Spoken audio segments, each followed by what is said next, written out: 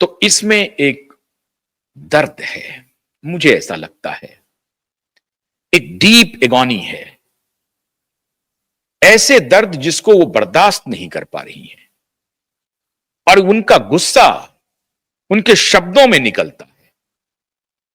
उनके शब्द क्या हैं ये बताने की जरूरत नहीं है, फिर भी मैं चाहता हूं कि उनके शब्द को एक बार यहां पे आपको बताऊं कि उन्होंने क्या लिखा है।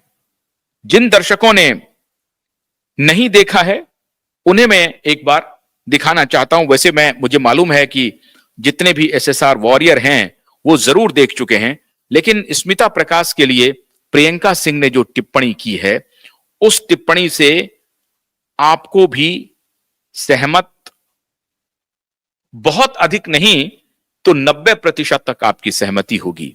प्रियंका जी लिख रही हैं, stop at ANI, stop right there, you tragedy, Gauls, you trauma vultures, you grief grifters.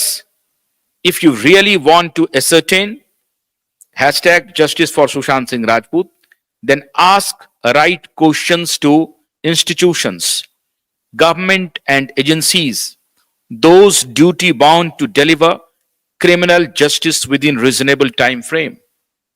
And at Smita Prakash, please create a healthy work ethics for your so-called journalists to do some due diligence before asking legal questions. What kind of questions were these? Does he know the scope prayer of the PIL?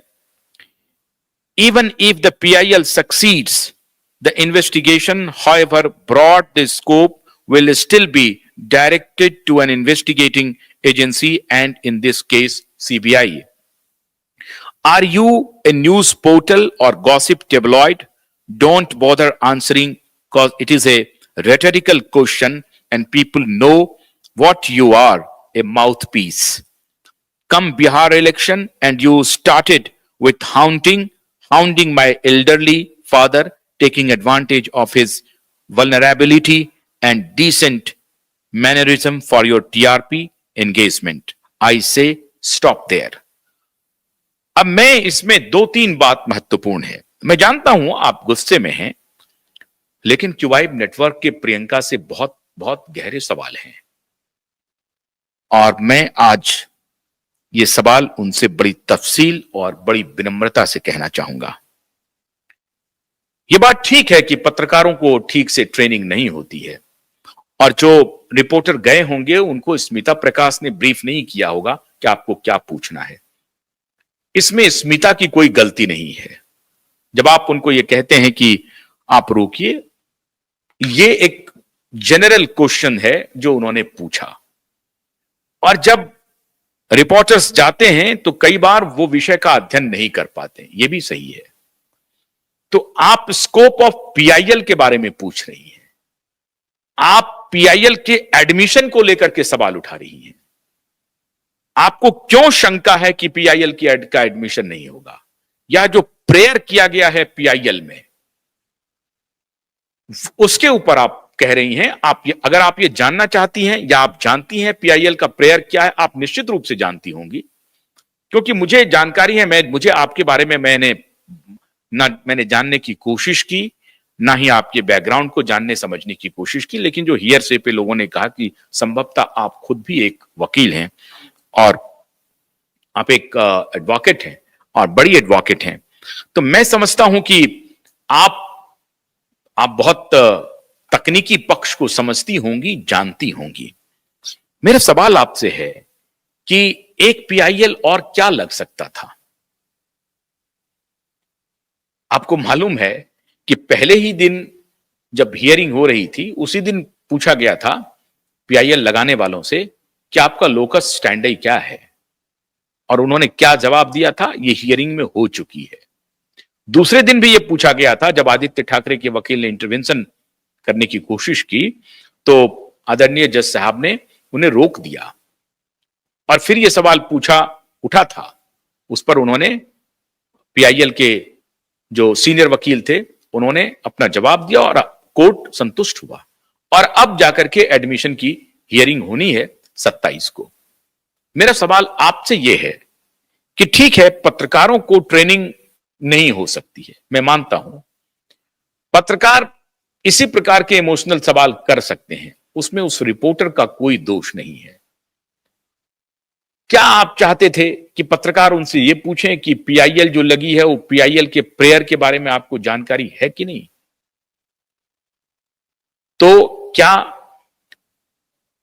पिताजी, सुशांत के पिता और मैं, देखिए जब मैं आपसे ये संवाद कर रहा हूं, जो एक प्रकार का मोनोलॉग है, कोई डायलॉग नहीं है, आपसे मैं बातचीत नहीं कर रहा हूं और मैं ईमानदारी से बताता हूं, मैंने कभी, क्यूवाइब नेटवर्क ने कभी कोशिश नहीं की सुशांत के परिवार से संपर्क करने की। और मैंने अपने शो में कई बार इसका खुलासा किया कि सुशांत आपके लिए एक भाई हो सकता है, एक एक्टर हो सकता है, हमारे लिए और देश के लिए वो एक एक्टर के अलावा एक टेस्ट केस है, जिस केस को हम लोगों ने लिया है हाथ में और उसको एक टेस्ट केस के रूप में समाज के सामने रख रहा हूं कि इस पूरे केस में किस प्रकार से पूरा सिस्टम मिलकर के कैसे एक केस को खत्म करने की कोशिश करता है। ये उसकी लड़ाई है, ये उसके खिलाफ लड़ाई है। तो इसलिए मैंने आपको या आपके परिवार के किन्हीं भी परिजनों से साक्षात्कार करने, मिलने, संपर्क करने की कभी कोशिश नहीं किया। सिटीजन कोर्ट ऑफ इंडिया हम लगा रहे थे, लोगों ने हमें कहा कि उनके परिजन को बुलाना चाहिए, नहीं बुलाया। 1.5 साल से हम कैंपेन लगातार अनबरत विदाउट फेल कर रहे हैं। मेरे बहुत सारे दर्शक मुझे कहते हैं कि सुशांत की बहनों से बातचीत होनी चाहिए, मेरी भी आप बहन हैं उस हिसाब से। मैंने कहा नहीं, अगर सुशांत की बहन बहुत जज्बाती हैं तो सुशांत मेरे भी भाई हैं उस लिहाज से। ठीक है, हमारा उनका कोई खून का रिश्ता नहीं है, लेकिन एक सिटीजन होने के नाते, एक देश के नागरिक होने के नाते और एक संवेदनशील इंसान होने के नाते मेरी पीड़ा उतनी ही है जितनी सुशांत के परिजन की होगी। यह जरूर है कि उनकी पीड़ा निश्चित रूप से एक अलग मुकाम रखती है, मेरी पीड़ा एक अलग मुकाम रखती है, आयाम रखती है, आप कह सकते हैं, मुकाम क्या, आयाम रखती है। उनके दुखों का आयाम अलग है, मेरे दुखों का, मेरे दर्शकों को, मेरे प्रशंसकों के, एसएसआर वॉरियर के दुखों का आयाम अलग है। गोल लेकिन एक ही है, गोल यही है कि सुशांत और दिशा दोनों को ध्यान रहे। जब भी मैं सुशांत की बात करता हूं तो दिशा की बात कहना भूलता नहीं हूं और दिशा की बात पहले बोलता हूं, क्योंकि मैंने एक पब्लिक, जब मैं रिएक्शन ले रहा था सड़कों पर, तो मुझे मालूम है एक इंजीनियर ने मुझे कहा कि आप लोग सुशांत के बारे में बोलने का, मैंने कहा बिल्कुल नहीं।